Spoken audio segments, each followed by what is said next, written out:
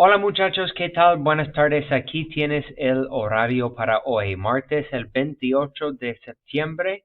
You guys did have a homework assignment due for today. It was the dice roll game with stem changing verbs, that game that we played in class last class. Let's take a look at that assignment really quickly. You can watch this video, which gives you more detailed description as to what to do, but essentially for this game, you were to come up with 10 complete sentences. And to make those sentences, there were 4 steps. The first step was to roll an electronic dice to determine the subject of each of your sentences, and you could see how the numbers correspond to the different subject pronouns. The second step is to roll the die a second time to pick your infinitive, the verb that it is you're going to use for your sentence. Step 3 is to conjugate the infinitive according to your subject. So for example, if I rolled a 2 for my first roll and a 6 for my second roll, that would be prefieres, the verb preferir in the 2 form. And then step 4, you're creating a sentence with that conjugation to the best of your ability, a complete sentence, and it doesn't need to be a compound or complex sentence. Even if it's just 3 or 4 words, that's fine. Yo juego baseball con mis amigos. Yo puedo nadar. Yo duermo, or ella duerme, or ellos duermen, any form, right?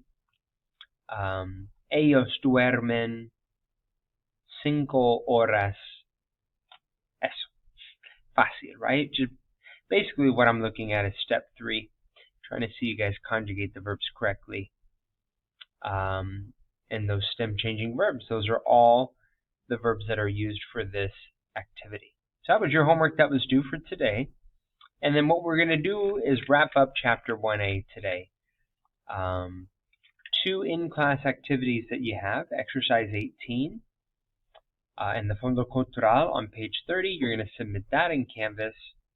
You can type it or you can take a picture of your notebooks as you complete it and submit the image in Canvas, and then the same for exercise 21. So let's go ahead and take a look at that.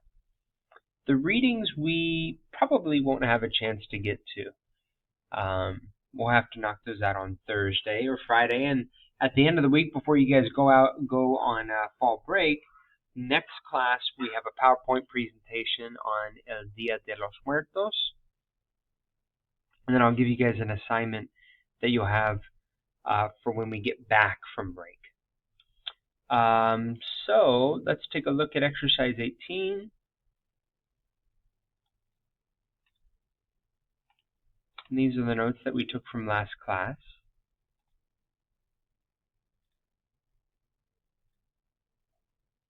For exercise 18, you guys are going to first utilize the transcript of Nora to answer these questions.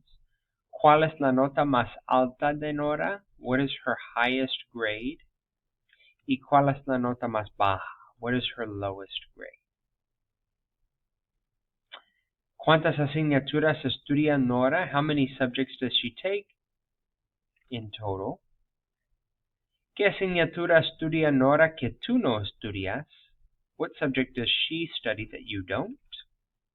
And you have the subjects on the left. And then, ¿para qué semestre son las calificaciones? What semester are these grades for? That's exercise 18. For the Fondo Cultural, you're going to read the note there, and based on the grading scale that they provide, the numerical grading scale in Mexico, which is on a scale 1 to 10, what would your grades be using the Mexican grading scale? So you're going to create a T-chart, A on one side, B on the other, primera, segunda, tercera, cuarta, and the classes you have for your 1st through 4th periods, quinta, sexta, séptima, octava, and the classes you have for those periods, and then the grade that you have. All right, exercise 21 we'll go over together in class. Basically, you're utilizing the highlighted portions to begin your responses for those, but we'll go over that in greater detail together in class.